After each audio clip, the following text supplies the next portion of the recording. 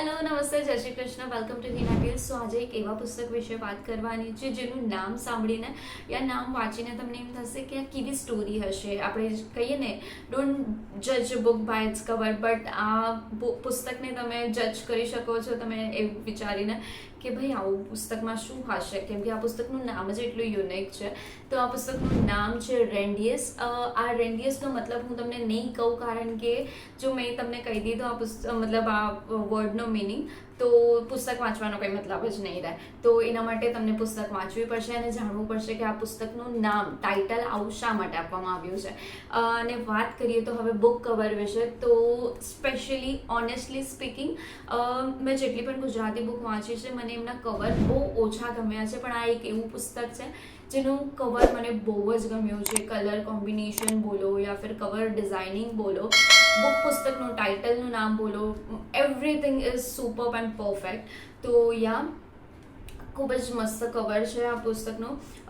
નવભારત સાહિત્ય મંદિર દ્વારા પબ્લિશ થઈ છે. 152 પાનાની પુસ્તક છે. ફેબ્રુઆરી 2021માં પબ્લિશ થઈ હતી અને મેં પણ કંઈક અરાઉન્ડ ફેબ્રુઆરી યા માર્ચમાં વાંચી હતી આ પુસ્તક. તો આ પુસ્તકની લિંક તમને હું ડિસ્ક્રિપ્શનમાં આપી દઈશ જો તમને ખરીદવી હોય, પરચેસ કરવી હોય તો.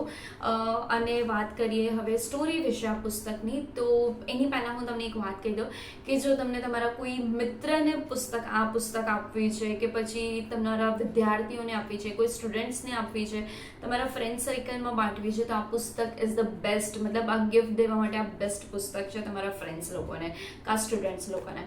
તો યા ફિર તમે એવા લોકોને પણ પુસ્તક આપી શકો છો જેને સ્કૂલ કોલેજ લાઈફ બહુ એન્જોય કરી છે યા જરા પણ એન્જોય નથી કરી, કારણ કે આ પુસ્તક એના વિશે જ છે. પૂરી ફ્રેન્ડશિપ વિશે, સ્કૂલ કોલેજની મસ્તી વિશે, હોસ્ટેલ લાઈફની મસ્તી વિશે, શિક્ષકોને કેવી રીતે હેરાન કરવા, સ્ટુડન્ટ લાઈફ કેવી હોય છે, એમના વિચારો કેવા હોય છે, એની ચંચળતા કેવી હોય છે, બસ આ પુસ્તકમાં એ જ બધું લખ્યું છે. પૂરી સ્ટોરી બહુ જ સુંદર રીતે લખી છે. સ્પેશિયલી માધવની એન્ટ્રી વોઝ જસ્ટ સુપર્બ.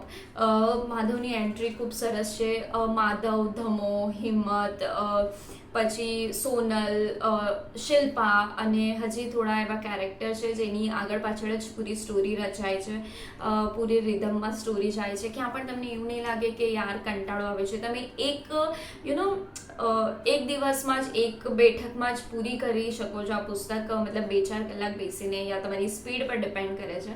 એવી રીતે તમે એક જ દિવસમાં તમે આ પૂરી પુસ્તક વાંચી શકો છો, કારણ કે મેં પોતે એક દિવસમાં વાંચી હતી.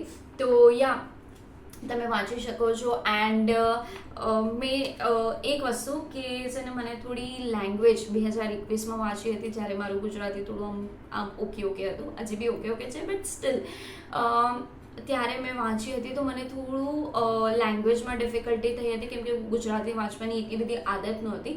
તો જો તમે ગુજરાતી છો તો તમને ફાવી શકે છે, તમે કન્ટિન્યુ મતલબ એક સારા વાંચક છો તો તમને બહુ મજા આવશે વાંચવાની. પણ અગર જો તમે મારી જેમ નોન રીડર છો, મતલબ ગુજરાતી વધારે વાંચતા નથી, તો તમને થોડી ડિફિકલ્ટી આવી શકે છે વાંચવામાં, કેમ કે પ્યોર ગુજરાતી ભાષામાં લખવામાં આવી છે, એકદમ દેશી ભાષા વાપરવામાં આવી છે, ગામડાની ભાષા વાપરી છે. એટલે બાકી overall this book is really nice. હું રેટ આપીશ કંઈક આ બુકને 9/10માંથી 9 સ્ટાર. અને that's all for this book. અને બાકી તો તમે વાંચીને જોજો કેવી પુસ્તક છે. જો તમે 10th અને 12thના સ્ટુડન્ટ છો તો તમને આ પુસ્તક જરૂર વાંચવી જોઈએ, કારણ કે એમાં એક એવો સીન આપ્યો છે ને કે જે એક સારા શિક્ષક જ એના પોતાના વિદ્યાર્થીઓને કહી શકે છે. અને એન્ડ ખૂબ જ સરસ છે આ પુસ્તકનું. સ્પેશિયલી જે છેલ્લા 50 પાના છે ને, એ તો વિધાઉટ સ્કીપ કરે વાંચ્યા જેવા છે. તો બહુ સરસ પુસ્તક છે, તમે ખરીદી શકો છો. હું લિંક ડિસ્ક્રિપ્શનમાં આપી શકીશ, અને એક વખત તો આપી દઈશ, અને એક વખત તો જરૂર વાંચવા જેવી છે આ પુસ્તક. અને બાકી મળ્યા આવતા ગુરુવારે એક નવા બુક રિવ્યૂમાં એક નવી પુસ્તક સાથે. ત્યાં સુધી ટાટા બાય બાય, અને આ બુક વાંચવાનું ભૂલતા નહીં.